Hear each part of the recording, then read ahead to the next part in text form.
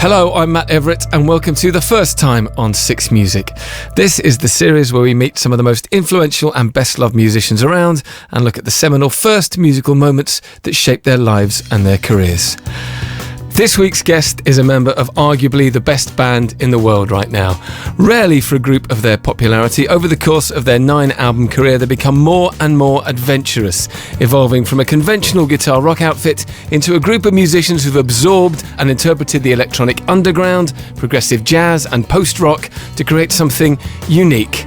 Likewise, my guest this week has developed his role from guitarist in the band to become a programmer, producer, and someone who's used their original instrument to create the sounds, atmospheres, and textures that characterise so much of the group's work.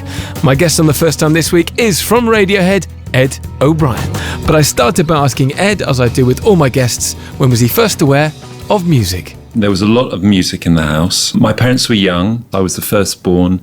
So we had a Pi record player, and the first album I really remember is being about 1970-71 is Bridge Over Troubled Water. Amazing record. Music everywhere. My dad and mum both worked downstairs on the ground floor of the house, and my dad would come up and occasionally pull out my mum's classical guitar he couldn't play and then sing a Creedence song or Rock Island Line. I remember him singing that. There was always lots and lots of music in the house, and very, very diverse, very diverse. And you were always fascinated by it? It always appealed I just loved it. I mean, you know, I'm born in 68, so the 70s, top of the pops and the charts, that was the thing that drew me in, and I just loved it. I was in a choir when I was a kid, so I did classical singing and all of that. And there were lots of musicals that my mum used to take us to, but the charts, you know, my dad would sit down, he'd make me cassettes of the charts. The charts were everything, and pop music was so great then. And that first single that you got from like Boots or whatever it was. Not so auspicious, I'll be honest. I could say it was something like Baggy Trousers, but I'm going to be totally honest. 78, it was Ali's Tartan Army, the Scottish World Cup song. Right, okay. Yeah. I'm not massively familiar with that track. I actually know some of the words, but there may be a few listeners who do. Okay. First album? First album. I would also like to give it context that I would have bought singles earlier, but my dad did me cassettes every week of the top 40 rundown. So I would have gone out earlier, A, if I'd had pocket money. Just excuses. No, maybe. And B, there was no need. So the first album I bought, well, I think it was the Beatles' Rock and Roll Music Volume 1. I was a total Beatles nut from about 76 onwards. And they had this compilation album of tracks from the first 4 albums that were kind of Long Tall Sally, Roll Over Beethoven, Kansas City, Twist and Shout, and they put them on. It was the rock and roll songs, and that was the thing that I loved. The first album that my dad gave me was Sgt. Pepper's, and I listened to it, and I was like, I don't really like this. I like the stuff where they're kind of like, wah, and they're... So that's where I sort of gravitated. So that was the first album I bought. Were you one of those kids that stood there with the tennis racket in front of the mirror? No. When did guitar become a thing? Okay. When did you want to be a guitar hero? 2 things. So it was sonically, it was a sound, I remember it was hearing Walking on the Moon by the Police. That was the thing, that it was the sound, and that this record actually sounded like they were playing this on the moon. Andy Summers, guitarist, has got echo on their delay. Mm-hmm. He's got a bit of chorus, and also the chords that he's playing, the voicings. So that was the thing that kind of pulled me in. I was just like, oh, I really like this. It really moved me in a kind of way that it's a sound that's like, wow. But the other thing was around the same time, going into W.H. Smith, and they had all the posters, and you know, you go through them, and there was one of The Jam. It's a gig shot, and Weller's with his Rickenbacker, and he's mid-leap. Oh, sort of scissor-legged. Yeah. Oh, yes. I know. And Rick Buckler's at the back, and Bruce Foxton's just giving it all that. And that was such a powerful image to me. That's what I want. Yeah, and it was kind of like, whoa. But no one played guitar around us. You know, it was all classical instruments. There was no I didn't know anyone who played guitar, classical or anything. There were no electric guitars. There was nowhere to buy them. So it seemed that a seed was planted, but it didn't seem, it's like, how do you get to that? Didn't know how to get there. I've never been a fan of Million Mile an Hour guitarists. There are some amazing guitarists now who I really like, but when those formative years, it was all about the guys like Andy Summers, The Edge, Will Sargent from the Bunnymen, I mean, I put Weller in there as well because it was, okay, there was no delay, but it was such an aggressive, visceral sound. Beautiful, that AC30 with the Rick. Johnny Marr, of course. Johnny was a massive, for me. And I was lucky because the whole post-punk thing was a very fertile period, wasn't it? And people were able to do this and put this within the context of pop music. What's the Marr track that we should play, or the Smiths song that you like? Because he doesn't play like anybody. No one else can play like that. The first track that I heard by them was What Difference Does It Make? But I think for me, the one that still floors me is This Charming Man. And it's the chorus, the voicings that he gets on that, the sevenths that he does on that. When I first heard Johnny play, I'm sure like a lot of us, there are so many Smiths fans out there. It was the kind of the yin and yang of Morrissey and Marr and the band. But there's something about Johnny's melodies and the layerings that just really spoke to me in such a sort of, profound way, and uplifted many of us, didn't they? And certainly for me, he was a massive thing. But I could never work out. You can never learn how to play a Smiths song but. What were your first impressions of the other guys when you first met them at school? Well, the big thing about the difference about our band was, like most school bands, they're formed from people of the same year. Ours was from different years. So Phil was in the year above me. And I didn't really know him. He was kind of this enigmatic figure. He was a drummer in the coolest band in school. They were called Jungle Telegraph. That's a terrible name. I think it's quite good. He was in the coolest band, and they did gigs at the Jericho Tavern in Oxford, which was, when you're in the sixth form, that's as cool as it gets. Colin and Tom were in the year below me. I met Colin when I was in the third year. He was in the second year because we did a lot of acting together. Oh, right. And I had a New Order badge. And I think Temptation had just come out, or it was early days. And he came up and go, "Do you like New Order?" And I was like, "Yeah, I like New Order." So we started talking, and he was just a really lovely, kind kid. When we had some, like all schools do, they have some gnarly kids. Talk of gnarly kids. No. And then Tom, I remember, because he'd be on the same bus as my sister, get the school bus in, the Farringdon bus. And I remember seeing him on the bus because he was quite aggressive. And also, I remembered him because I opened a desk at school, and there's Tom York loves Anna O'Brien, was my sister. So he obviously had a crush on, or maybe someone else wrote it. And then Tom and Colin and myself were in a lot of plays together at school. Usually there wasn't a lot of cross-pollination between years, but because the whole acting thing and being in that block, which the acting block was the music block as well, people were a lot nicer, if you like, a lot kinder and got on. So there was always a warmth. And then Johnny, I just remember, because he grew, I don't know why I remember, but he was about 4 years younger than me, but I remember he grew before a lot of the other kids. And I remember this kid like standing on the rugby field, towering over everyone. And it was Johnny.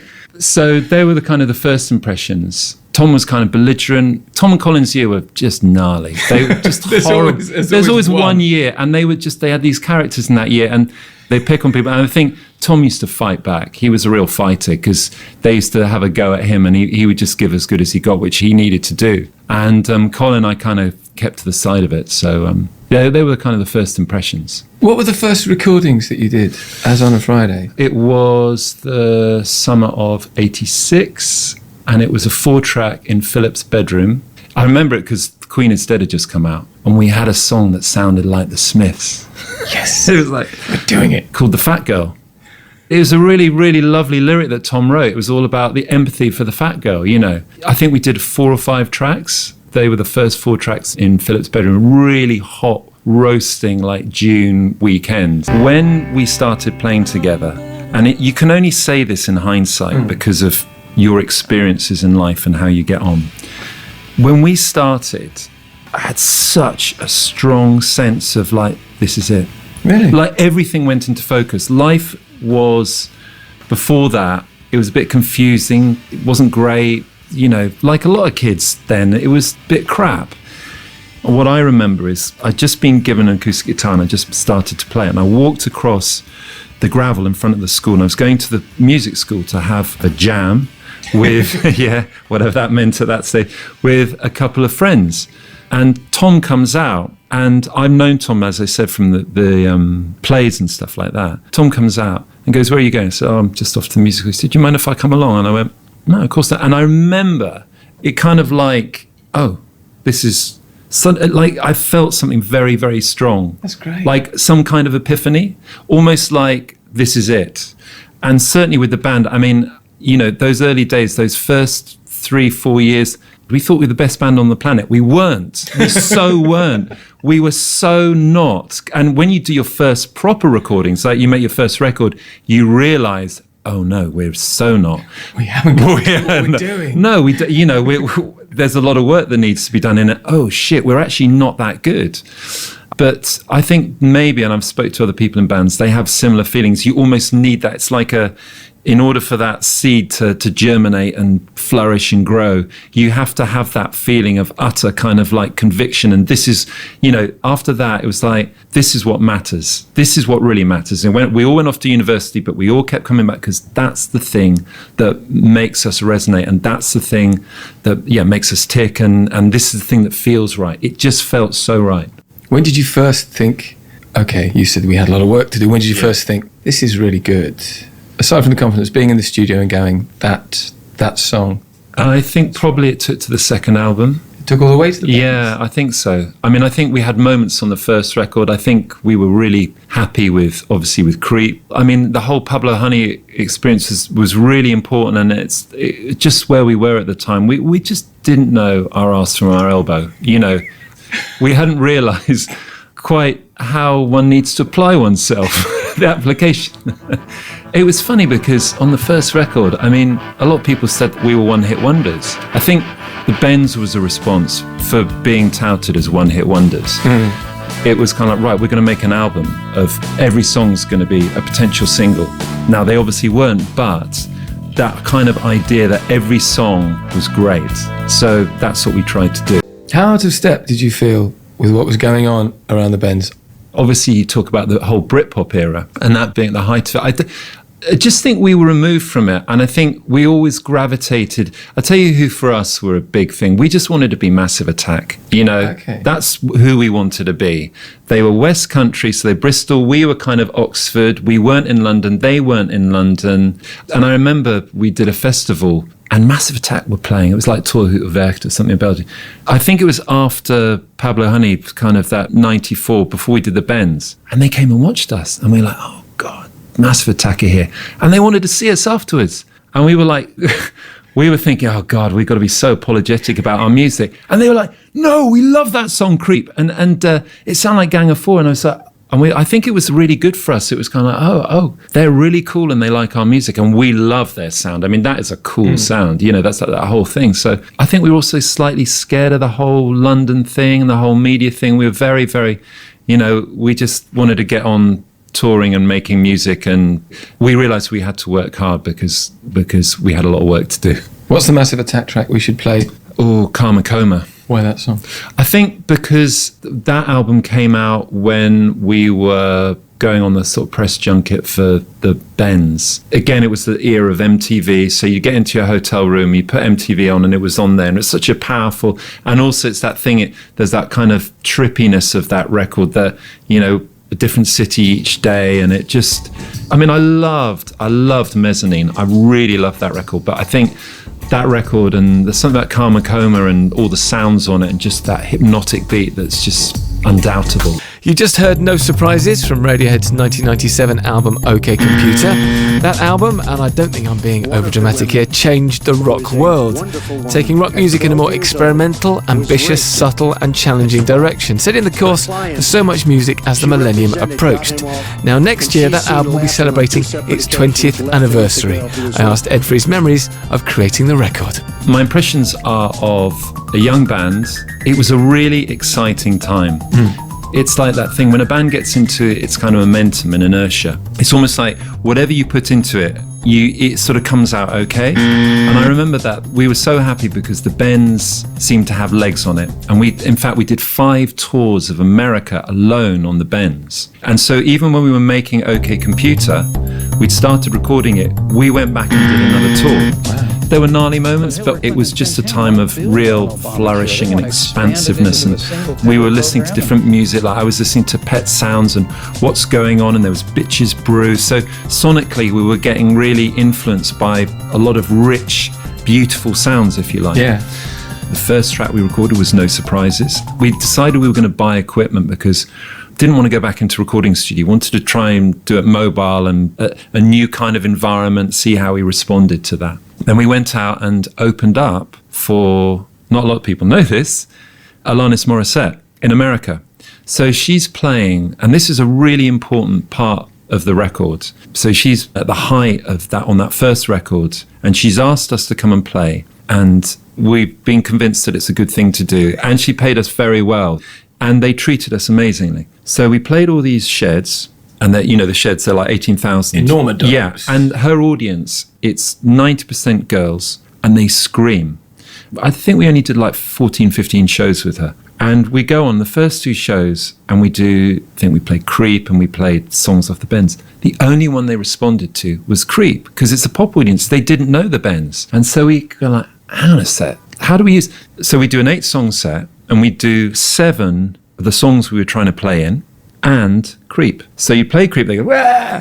And it made no difference. But what it means and what happens with us, if you play a song in front of an audience, you very, very quickly get... feedback about whether it works. You don't have to wait for the crowd reaction. It's just like, oh God, we shouldn't put the chorus in there. It becomes very obvious. Whereas when you're in your rehearsal room, sometimes you can get a little bit lost.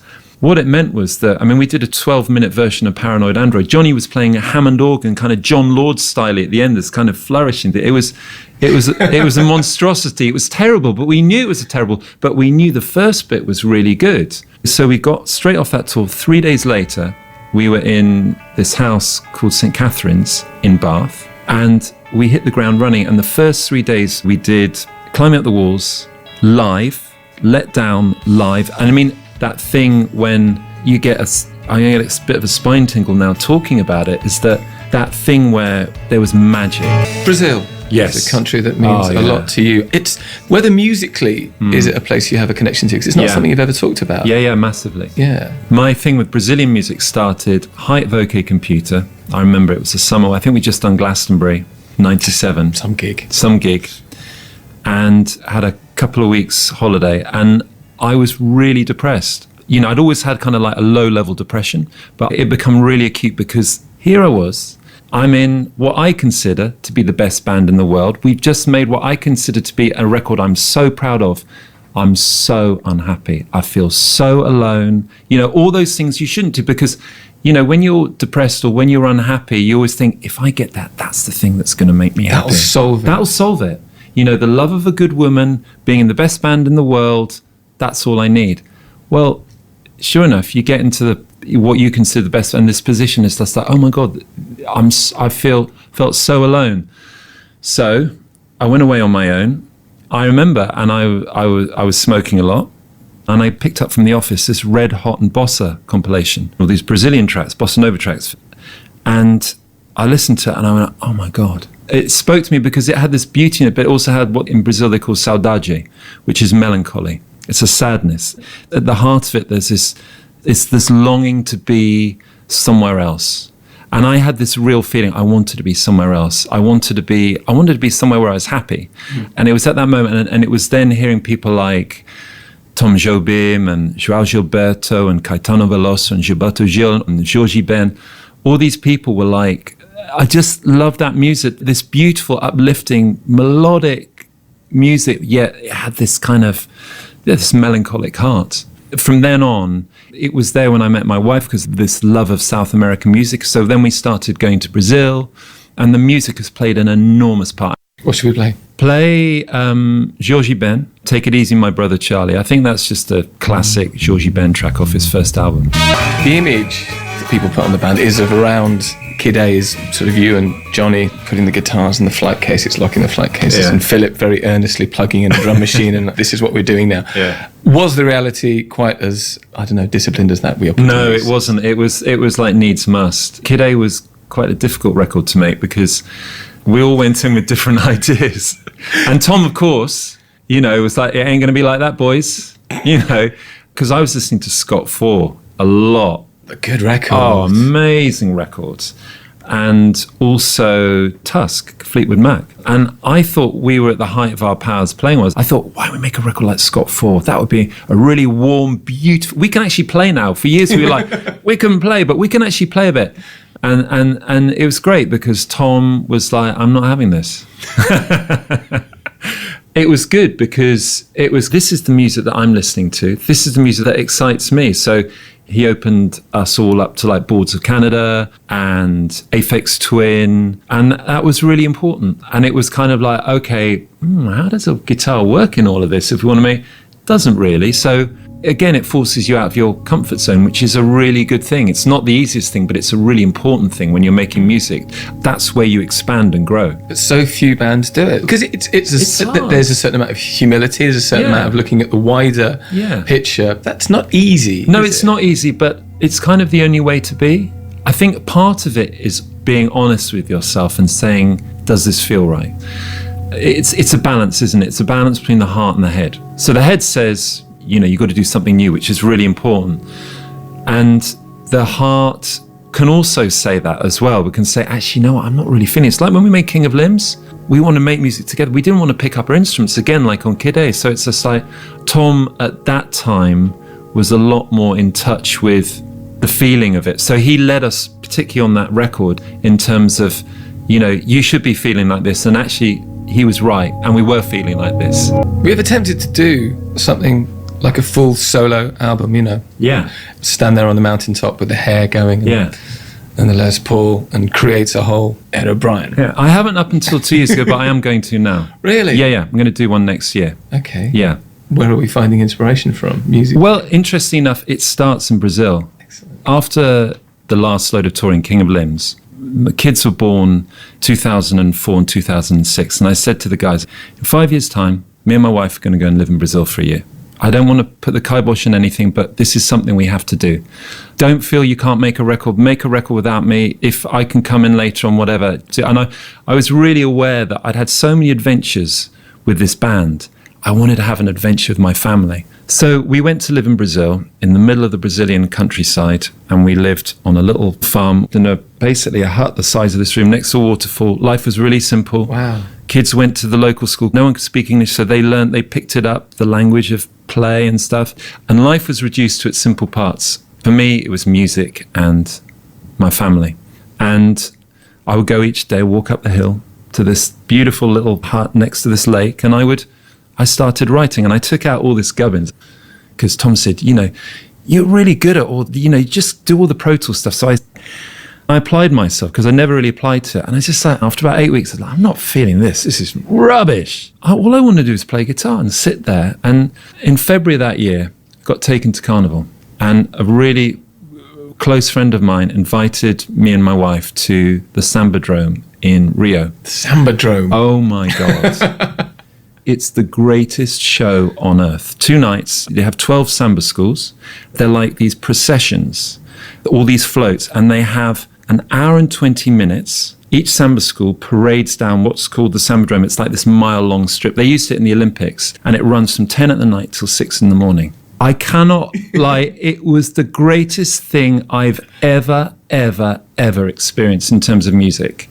So, of course, the beats, what they call the bateria, and it's like all these polyrhythms.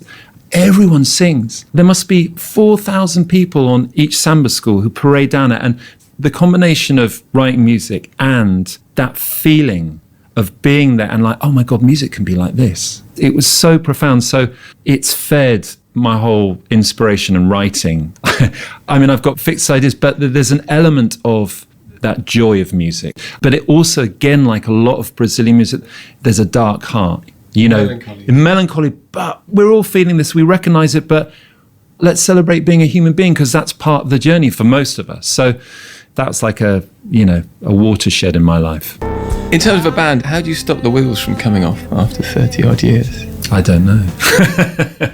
And maybe I'm thinking about, especially in Rainbows, which took a very long time to make. Yeah. And there was a certain amount of difficulty with that. But I think when in Rainbows, we still felt it. Although it was hard, you can still feel it in your gut. It's like, there's something worth fighting for. I think the moment you feel that you've fallen out of love with it, then I think that's the moment you go, okay, time to move on. I mean, I think it's really important with music, to be honest. And I think we're very lucky. And that's what I love about it. It keeps you asking and feeling your way through it and asking, is this right? Do I feel this is right? And there hasn't been that point when the one person from the band storms out the studio and everyone thinks maybe this is the one when someone doesn't come back? Yeah, I think so. I think we've had those moments, yeah. But I think that essentially it's the five of us. And you go back to the beginning, it's the five people. And we're very lucky because we have great people who we trust and work with. But the problem is, as you get more successful as a band, you have more people around you. And that's not a problem, that's a great thing as well. But more people get their livelihoods off what you do and all these things. So it can get a little bit complex. So when those situations happen, it has to go back down to the five of you. Okay. It has to go back down to the five of us in a room. And for me, I love the gigs and I love so many aspects of what we do. But, on my deathbed, if I look back at the Radiohead experience, I'll think of us in a room working out songs and the love and, there's a lot of banter and the laughter and also the tears like, oh God, this is rubbish and someone's storming out. But that's a place where we're all the most honest. And that's a place when it fits all together. We're not trying to impress anyone else. If the magic is there on that, then you can carry on. What happened at Third Man Records in Nashville? Because we know you as a band went to go and see Jack White's studio. Yeah. And you did some work there. Oh, yeah. Where are those tapes? Why didn't we hear it? Are we going to hear it? I don't know. We did. Well, it was all right. It was okay. It was okay. I can't really remember. We did it. It was really fun. Jack was so hospitable. Him and his engineer, he's got great sounding, because he records all on 8-track. Mm-hmm. And I don't know. Listen, it's not worth waiting for. That's the answer. Yeah, that's the answer. It's okay. There's no amazing No. EP. I mean, if anything was amazing, you can be assured we try and put it out. Yeah. Imagine I'm a Somerset farmer, maybe with the beard, but no moustache. I'm rocking that look. I've kind of got a festival, and hypothetically, I was to say, come back headline. It's about time. There's an anniversary probably. Yeah. What would your hypothetical answer? I don't even know why I'm asking this, but I would love to. I mean, I go to Glastonbury every year. Mm-hmm. It's my carnival. To be asked to play at Glastonbury again would be magic. And I also think that Glastonbury for us is, it's kind of like our spiritual home. It is the mother of all festivals. We've been very lucky that we played festivals all over the world, and there are so many great ones, but there's nothing like that one. Everyone who leaves that festival, we're with our tribe. And that's what I feel like, being in Shangri-La at 3 o'clock in the morning. It doesn't get better than this. When we leave, our faith is restored in humanity. You leave and it's like, oh, people can be great, can't they? People can be absolutely amazing. So, yeah, it would be great to play there.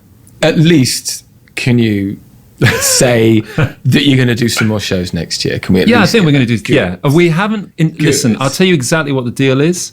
We've been given some dates to look at, because what we do is we're not one of these bands that go, right, we're going to 2017, we're going to be at 2018, we've got it mapped out.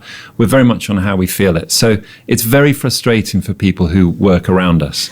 But if we do, and at the moment, the signs are very good because we've been enjoying the touring. Let's just get to the end of it, have that meeting and go, okay, we're going to commit to it. Okay, great. It's very simple. And that's, again, what I'm saying about the honesty. Being honest to yourself. Is this still working? Because who knows when the inspiration may leave you. There'd be nothing worse than us trundling out album after album and we didn't really feel it. You would notice it because the music would be like, that record's not... And I've seen so many bands who I love do that. Listen, I'm not judging anyone, but I hope it's not for us. What's the last song we should play? I know what it should go back to. So I just want to re-emphasize the whole chart thing, like chart music being really, really, really important. Growing up, so I don't know, something like, I've said it before, but Yarborough and Peoples, Don't Stop the Music. I love that track at the moment. That was in a chart in 1981 with Talking Heads were in the top 40. I remember it on Top of the Pops, and that wasn't a song I necessarily loved at the time, but I heard it again. It's just like, this is awesome. Good to speak to you. Thank you very much. Thank you, Matt. Now